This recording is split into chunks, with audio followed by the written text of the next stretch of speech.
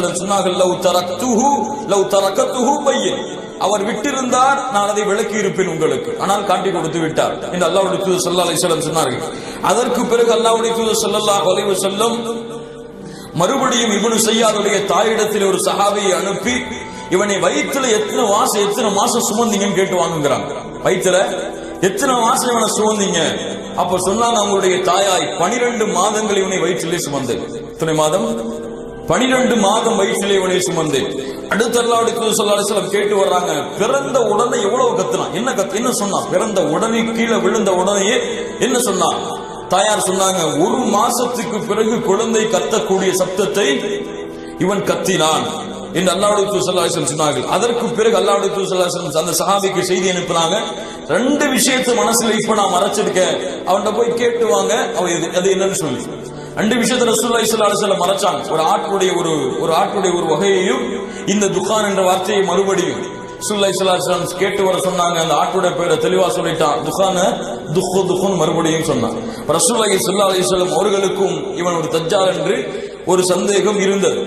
ஆனால் ரசூலுல்லாஹி ஸல்லல்லாஹு அலைஹி வஸல்லம் தெளிவாக எதுவும் கூறவில்லை. ஆனால் பின்னால் காலத்திலே உமர் ரலியல்லாஹு அன்ஹு அவர்கள் ரசூலுல்லாஹி ஸல்லல்லாஹு அலைஹி வஸல்லம் உடைய சபையிலே சத்தியமிட்டு அடிக்கடி சொல்லிக் கொண்டே இருந்தார்கள், அல்லாஹ்வுடைய தூதரே அவன் தஜ்ஜால் தான் என்று சொல்லும் பொழுது அல்லாஹ்வுடைய தூதர் முஹம்மது ரசூலுல்லாஹி ஸல்லல்லாஹு அலைஹி வஸல்லம் அவர்கள் எந்த ஒரு மறுப்பையும் அதற்கு சொல்லவில்லை. அவனுக்கு சொல்லவில்லை. அதற்கு பிறகு இப்னு உமர் அவர்களும் அவனை பற்றி அப்படித்தான் சொல்லி வந்தார்கள். இப்னு உமர் அவர்கள் ஒரு முறை இது போன்று இவனை சந்திப்பதற்காக மதீனாவுடைய வீதிகளில் அவன் விளையாடிக் கொண்டிருக்கும் பொழுது, பெரிய மனுஷனா மாறிட்டான். 25 வருஷத்துக்கு பிறகு 25 வயது அடைந்திருப்பான் அந்த காலத்துல. அப்ப போய் பாக்குறாங்க, விளையாடி கொண்டிருக்கிறான், பேச்சுவார்த்தை வருது, முத்தியது, கோபம் வந்துடுது அவனுக்கு. கோபம் வந்த உடனேயே இவனுடைய உருவம் பெருத்து விடுகிறது. இவனுடைய உருவம் பெருத்து அந்த தெருவே மறையும் அளவிற்கு ஆகிவிடுகிறது.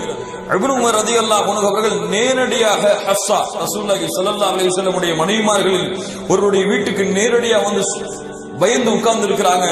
நடந்ததை கேட்கிறாங்க. அப்போ ஹஃப்ஸா ரலியல்லாஹு அன்ஹா அவர்கள் சொல்லுகிறார்கள், அல்லாஹ்வுடைய தூதர் ஸல்லல்லாஹு அலைஹி வஸல்லம் இவனை சொன்னார்கள், இவன் கோபம் வந்தால் பயங்கரமாக கோபப்பட்டு ஏதாவது செய்து விடுவான். கோபம் வந்தால் பயங்கரமான கோபத்தை இவன் உடையவனாக இருப்பான் என்று ரசூலுல்லாஹி ஸல்லல்லாஹு அலைஹி வஸல்லம் உடைய அறிவிப்பை ஹஃப்ஸா அவர்கள் சொன்னார்கள். மறுபடியும் இவனை சந்திக்க இப்னு உமர் செல்லும் பொழுது இவன் சில வார்த்தைகள் சொன்ன உடனே கோபப்பட்டு கழுதை கத்துவதை போன்று கத்திவிட்டான். கழுதை கத்துவதை போன்று கட்டிக் கொண்டிருக்கிறார். இப்னு உமர் அவர்கள் கோபத்திலே கையால் இருந்த கம்பை எடுத்து நல்லா சாத்திட்டு போயிட்டாங்க பயத்துல மறுபடியும்.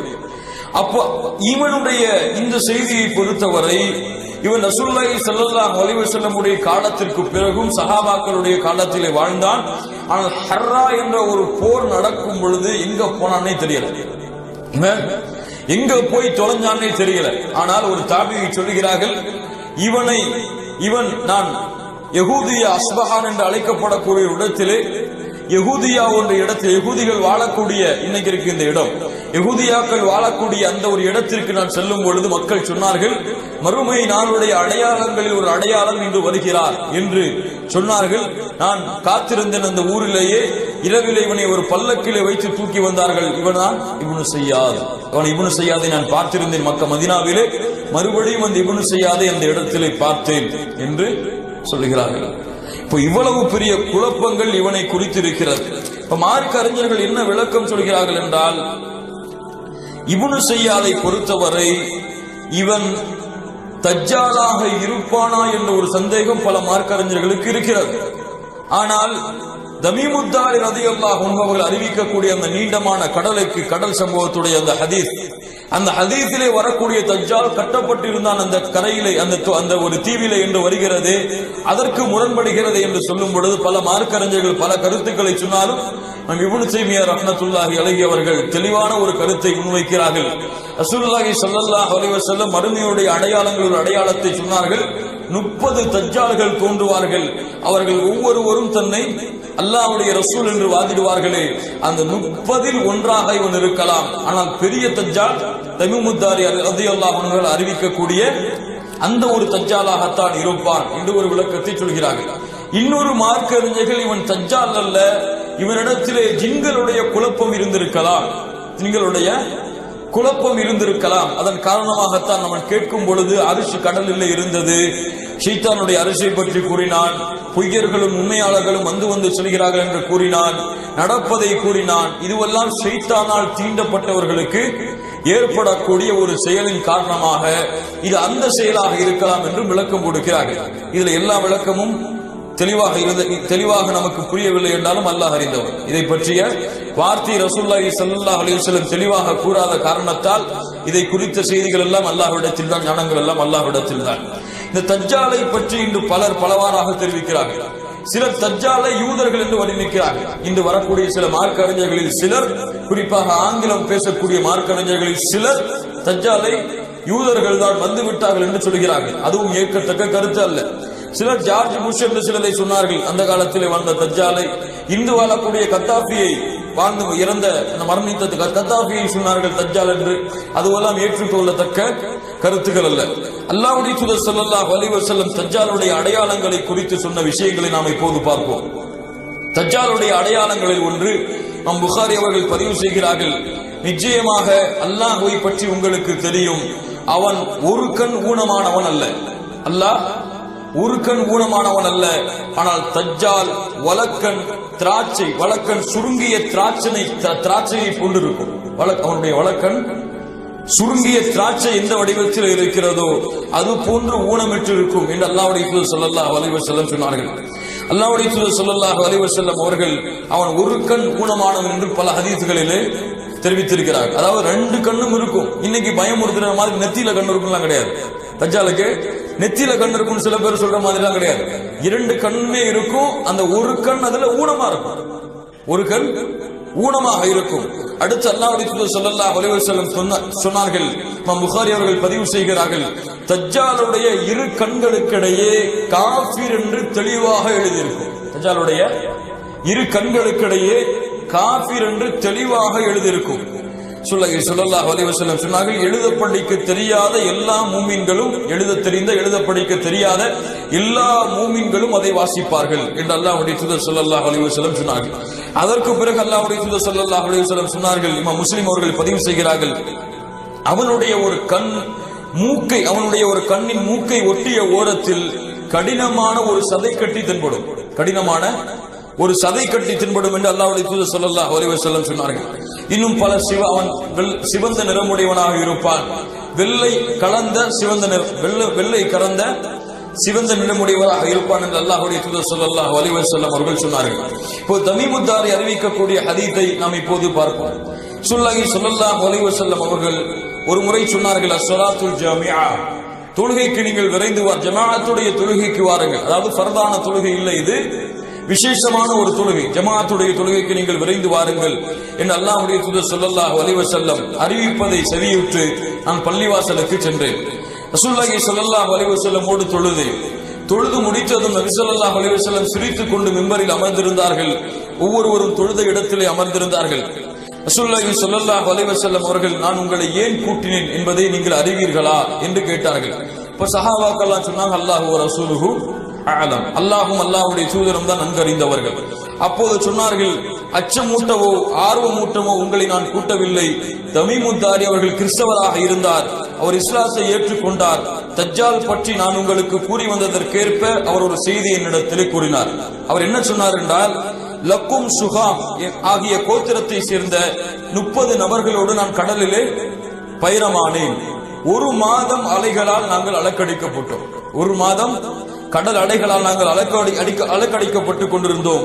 சூரியன் மறையும் நேரத்தில் ஒரு தீபகற்பத்திலே நாங்கள் ஒதுங்கினோம். நல்ல கவனமா கேளுங்க, இதுல இருந்தான் கேள்வி வரும் அதிகமா. தீபகற்பத்திலே நாங்கள் ஒதுங்கினோம். சிறு கப்பலில் ஏறி தீபகற்பத்தை நுழைந்தோம். அந்த வேறொரு கப்பல்ல ஏறி தீபகற்பத்தை நாங்கள் அடைஞ்சிட்டோம். அப்போது அதிகமான மயிர்களை கொண்ட ஒரு பிராணி எங்களை எதிர்கொண்டது, எங்களை அழைத்தது. அதிகமான மயிர்கள் இருந்ததால் அப்பிராணியின் மலப்பாதை எது, சிறுநீர் பாதை எது என்று எங்களுக்கு அடையாளம் தெரிய முடியாத அளவுக்கு அதிகமான மயிர்கள் அந்த விலங்கினத்திற்கு இருந்தது. அப்போது நான் உனக்கு கேடு உண்டாகட்டும், நீ என்ன பிராணி என்று கேட்டோம்.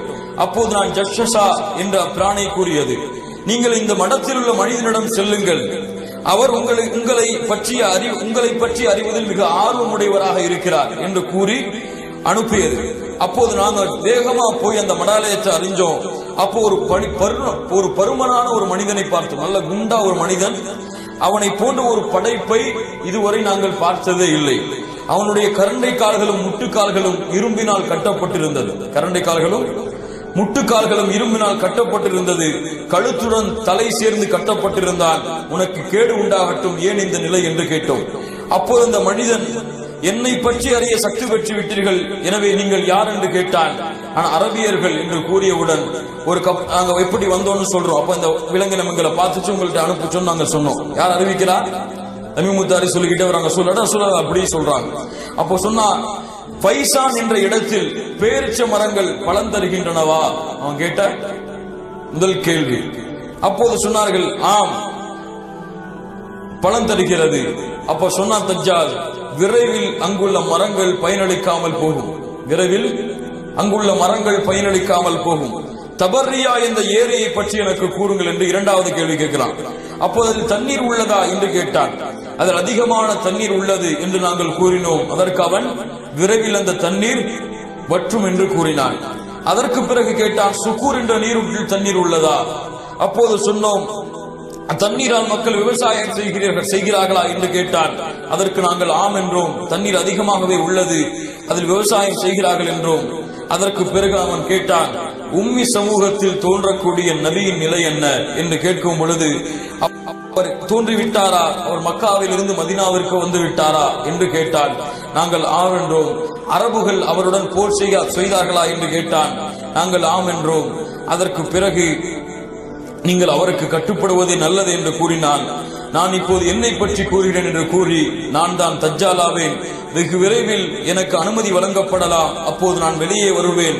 பூமி முழுவதும் பயணம் செய்வேன். 40 நாட்களில் எந்த ஊரையும் நான் அடையாமல் இருக்க மாட்டேன். ஆயினும் மக்கா மதீனா ஆகிய இரு ஊர்களை தவிர அவ்விரு ஊர்களிலும் எனக்கு விளக்கப்பட்டுள்ளன.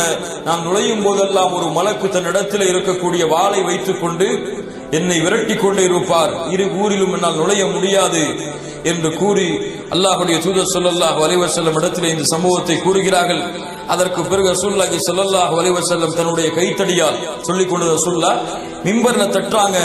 இது மதீனா தைபா தூய நகரம், இது தைபா தூய நகரம், இது தைபா என்று கூறிவிட்டு, இதே விஷயத்தை முன்பே நான் உங்களிடம் கூறியிருக்கிறேன் அல்லவா என்று மக்களிடத்திலே கேட்டார்கள். மக்கள் ஆம் என்று சொன்னார்கள். அறிந்து கொள்க, நிச்சயமாக அவன் ஷாம் நாட்டின் கடல் பகுதியில் இருக்கிறான், அவன் யமன் நாட்டில் கடல் பகுதியில் இருக்கிறான், இல்லை இல்லை அவன் கிழக்கு திசையில் இருக்கிறான் என்று 3 முறை அல்லாஹ்வுடைய தூதர் ஸல்லல்லாஹு அலைஹி வஸல்லம் கூறினார். இந்த அறிவிப்பு இதோடு முடியுது. அப்ப தஜ்ஜாலை பற்றி அல்லாஹ்வுடைய தூதர் ஸல்லல்லாஹு அலைஹி வஸல்லம் கூறிய அடையாளங்கள் இதுதான். அவன் தன்னை கடவுள் என்று வாதிடுவான். பல அற்புதங்களை நிகழ்த்துவான். வானத்திலிருந்து மழையை பொழிய வைக்க சொல்லுவான், மழை பொய்யும். பூமியிலிருந்து தாவரங்களை விளைவிக்க சொல்லுவான், விளைவிக்கும். ஒரு மனிதனை கூப்பிட்டு வெட்டுவான், அவன் உயிர் போகும். மறுபடியும் அழைப்பான், உயிர் வரும். இப்படி பல அதிசயங்களை இந்த தஜ்ஜால் ஏற்படுத்துவார். இன்னும் பல அதிசயங்கள், குஷ்ட நோய்களை போக்குவான், சூனியத்தை எடுப்பான், பல அதிசயங்களை இவன் நிறைவேற்றுவான். இவனுக்கு பின்னால் அதிகமாக துருக்கிகள் செல்லுவார்கள். இவனுக்கு பின்னால் அதிகமாக துருக்கிகள் செல்லுவார்கள், அதிகமாக பெண்கள் செல்லுவார்கள். இவனுடைய அதிசயத்திற்கு பின்னால் யார் செல்லுவார்கள்? அதிகமாக பெண்கள் தான் செல்லுவார்கள். இன்னும் பார்க்கிறோம், யாராவது ஒரு மேஜிக்கை காமிச்சிட்டாலே பெரிய அவுளியா ஆன மாதிரி அவர் பின்னாடி பெண்கள் கூட்டம் போறதை பார்க்கிறோம். இதை பார்த்தவுடன், பெண்கள் கூட்டம் அதிகமாக பார்த்ததை உடன் ஆண்கள் எல்லாம் வீடுகளுக்கு வேக வேகமாக வந்து தங்களுடைய மனைவிமார்களையும் தங்களுடைய பிள்ளைகளையும் கயிற்றால் கட்டி விடுவார்கள். எங்க போயிருவாங்களோன்னு பயந்து கயிற்றாலும் கம்பிகளாலும் அவர்களை கட்டி பிணைத்து விடுவார்கள். அந்த அளவு இவனுடைய குழப்பம் இருக்கும். இவனை பலஸ்தீனிலே ஒரு இடத்திலே வைத்து, துர் என்ற ஒரு இடத்திலே, லுத் என்ற ஒரு இடத்திலே வைத்து ஈசா அலைஹிஸ்ஸலாத்து வஸ்ஸலாம் அவர்கள் கொல்லுவார்கள் என்று அல்லாஹ்வுடைய தூதர் ஸல்லல்லாஹு அலைஹி வஸல்லம் அவர்கள் சொன்னார்கள். இது போதும் தஜ்ஜாலை பற்றி நாம் தெரிந்து கொள்வதற்கு. தஜ்ஜாலை விட்டு பாதுகாப்பதற்காக அல்லாஹ்வுடைய தூதர் ஸல்லல்லாஹு அலைஹி வஸல்லம் அவர்கள் 4 விஷயங்களை சொன்னார்கள். ஒன்று, தஜ்ஜாலை விட்டு பாதுகாப்பதற்கு முதலாவதாக ஈமான் இருக்க வேண்டும். இரண்டாவது, ஒவ்வொரு அத்தஹியாத்துடைய தொழுகையிலும் அல்லாஹ்வுடைய அத்தஹியாத்துடைய நிலைமையில் அல்லாஹ்வுடைய தூதர் ஸல்லல்லாஹு அலைஹி வஸல்லம் தஷஹ்ஹுடைய அந்த நிலைமையில் அல்லாஹும்ம இன்னி அஊது பிக மின் ஃபித்னதி மஸீஹ் தஜ்ஜால் என்ற ஒரு துஆவை அல்லாஹ்வுடைய தூதர் ஸல்லல்லாஹு அலைஹி வஸல்லம் ஒவ்வொரு தொழுகையிலும் ஓதினார்கள், ஓதச் சொன்னார்கள். இது இரண்டாவது. மூன்றாவது, சூரத்துல் கஹ்ஃபுடைய முதல் 10 வசனங்களையும் கடைசி 10 வசனங்களையும் யார் மனனம் செய்கிறார்களோ அவர்களுக்கு தஜ்ஜாலுடைய சோதனையிலிருந்து பாதுகாப்பு கிடைக்கும் என்று சொன்னார்கள். தஜ்ஜாலை நீங்கள் கண்டால் சூரத்துல் கஹ்ஃபுடைய முதல் 10 வசனங்களை நீங்கள் ஓதுங்கள் என்று அல்லாஹ்வுடைய தூதர் ஸல்லல்லாஹு அலைஹி வஸல்லம் சொன்னார்கள். நான்காவது, மக்கா மதீனாவிலே அடைக்கலமாகுதல். மக்கா மதீனா, ரசூலுல்லாஹி ஸல்லல்லாஹு அலைஹி வஸல்லம் மேலும் சொன்னார்கள், பைத்துல் முகத்தஸ், தூர் மலைக்கு கீழே உள்ள மஸ்ஜிது தூர், இந்த 4 பள்ளிகளை தவிர வேறு எல்லா இடங்களிலும் பூமியிலே அவன் சுற்றித் திருவான். 40 நாட்கள் இந்த பூமியிலே வாழ்வான். அதிகமான எண்ணிக்கை அல்ல. ஆனால் உலகம் முழுவதும் சென்று பல குழப்பங்களை, பித்னாக்களை ஏற்று தன்னை கடவுளாக நம்ப வைப்பான். பிறரை ஒரு கையிலே சொர்க்கத்தை வைத்திருப்பான், மறுகையிலே நரகத்தை வைத்திருப்பார். யார் அவனுடைய சொர்க்கத்திலே நுழைகிறார்களோ அவன் நரகத்திலே நுழைவார்கள், யார் அவனுடைய நரகத்திலே நுழைகிறார்களோ அவர்கள் சொர்க்கத்தில் நுழைவார்கள் என்று அல்லாஹ்வுடைய தூதர் ஸல்லல்லாஹு அலைஹி வஸல்லம் சொன்னார்கள்.